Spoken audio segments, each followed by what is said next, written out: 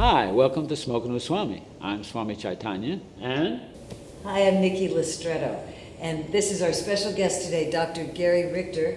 We're in Oakland, California on Piedmont Avenue in the most amazing veterinary doctor hospital holistic center that I could live here. what? This is beautiful. Well, they have a They swimming pool. They have a swimming pool. Yeah. So it goes, Gary, tell us about this place. Hi, You. sure, thanks. This is holistic veterinary care. We've been here for a little over 6 years in this location.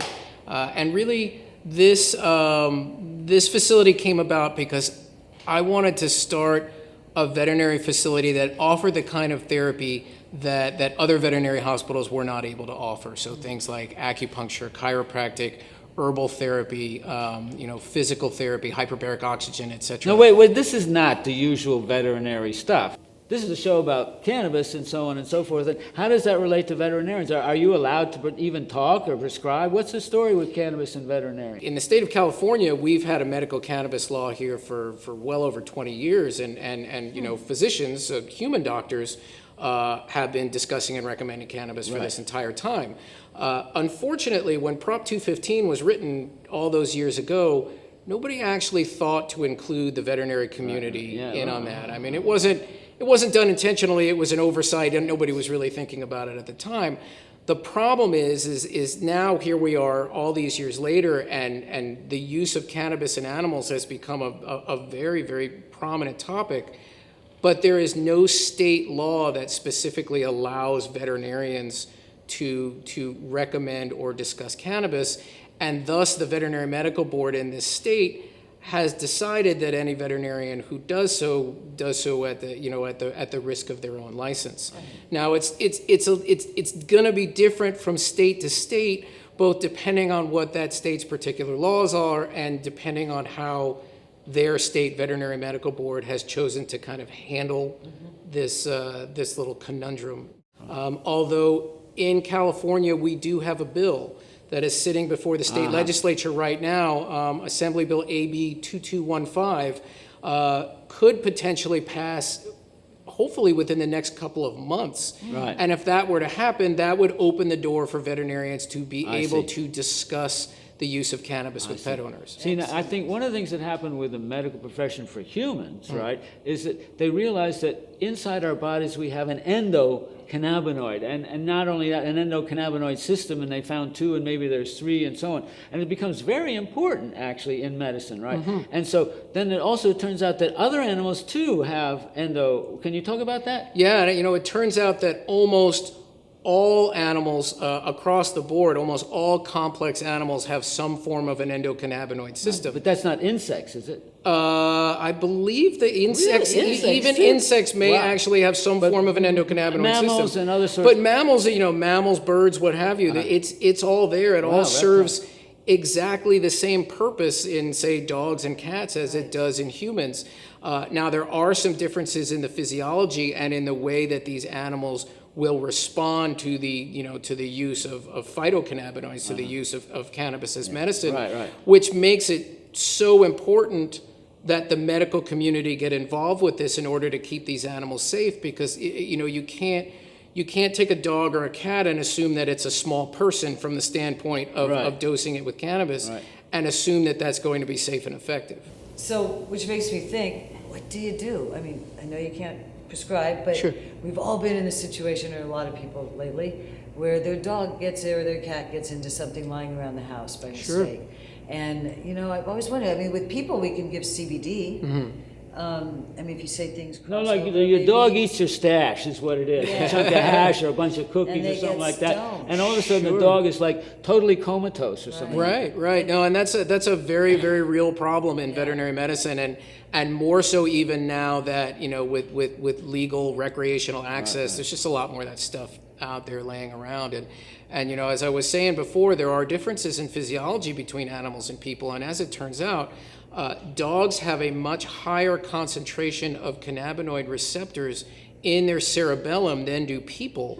And as such, they're much more susceptible to THC toxicity than people are. So as I imagine, many of us have seen what happens when the dog gets into the cookies or the hash or whatnot.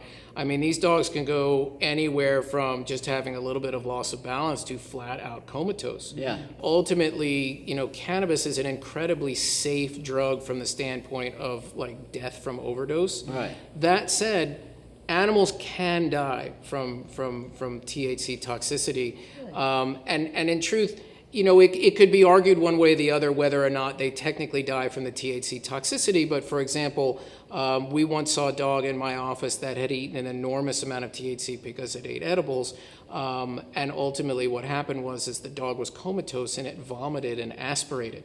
And wound up dying from pneumonia and sepsis. So did it really die from THC? Right. Maybe not, but clearly See, another it's all thing I related. think about also is dogs are very susceptible to chocolate, right? If they eat Yes. chocolate. So a lot of cannabis edibles have chocolate. So chocolate, raisins, macadamia nuts, all of these things are potentially toxic to dogs and are very, very common ingredients in the edibles. This whole concept of like blowing smoke in your dog or your cat's face No, but is a are total non-starter. alcohol tinctures that have one use and oils, what do they call menstruums have another, and glycerin would have another? Preferentially, an oil or a glycerol preparation is just going to be easier, just because the taste of the alcohol is going to be offensive. And therefore you may have a situation where the dog or the cat sees you coming and runs the So other would it way. be better directly in the mouth or in the food or? One of the things that we know about the pharmacokinetics of cannabis and CBD in particular is that it's not particularly well absorbed in dogs if given orally. Then the hope is that a lot of it's going to be absorbed transmucosally and get into them without actually having to go through the oil is better digestive than process. the alcohol. Exactly. Because the alcohol, you can't hold it in your mouth. No, Right, because right, they hate it. Yeah. So, yeah. Do you have an example of a success story that you've heard from somebody in your community about healing animals? with Sure. cannabis? One animal that comes to mind is a cute little dachshund named Stuart, and Stuart has epilepsy. When he first came to us, he was having multiple seizures, and it was becoming a real quality of life issue. We were treating, and actually still are treating, the dog with acupuncture, herbal therapy, these sorts of things. Well, Stuart's owners decided to put him on a CBD dominant cannabis product.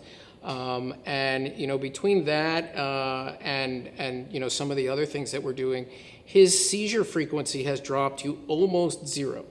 It is a very, very rare moment that Stuart has a seizure anymore, whereas previously he was having multiple seizures per month. So you can imagine that that the owners are ecstatic about that, and his quality of life is so great. Wow. Yeah. I've heard you wrote this great book called The Ultimate Pet Guide, and that it actually features this chapter about cannabis. Is that right? It does, this all kind of came about because I have so many people, ask questions about, what should I feed my pet? How do I take care of my pet? And I sometimes have people call from other places in the country. Frequently, we will get emails from all over the world. I just got an email this morning from someone in South Africa with a question about their dog. So I wanted to put all this information somewhere where people that were just not in Oakland would be able to get it. And I did include an entire chapter in there on how to safely and effectively use cannabis for pets, because again, reliable information out there is so lacking.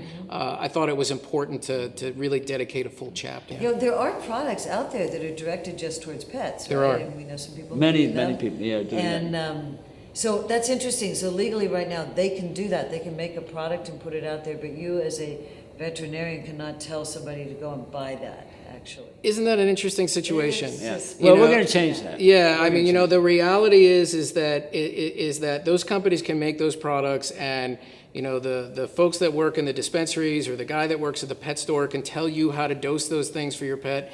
And effectively, the only person in the entire state that is forbidden to give you that advice is your veterinarian. Yeah, your neighbor, your Yeah, whatever. anybody. Right, Yeah. okay. Okay, well, we'll forget everything you said today, Gary. No, remember what we said and apply it with your own intelligence. That's right, no, To yourself. absolutely. So anyway, well, thank you very much, Gary. It's Thank been you. really informative for all of us, and really appreciate you spending the time. It's been wonderful to have you. Thank you for coming. We're going to go home and tell Tipu the dog all about it. Well, the cats too. And the Yeah, cat. Well, have them call me. Okay, right. All right. So anyway, thanks very much for joining us, and hope you see you again next time on Smokin' with Swami.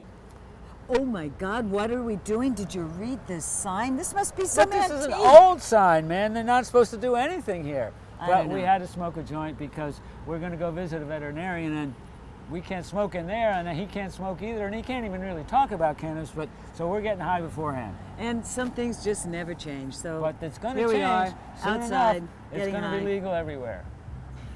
Enjoy smoking with Swami.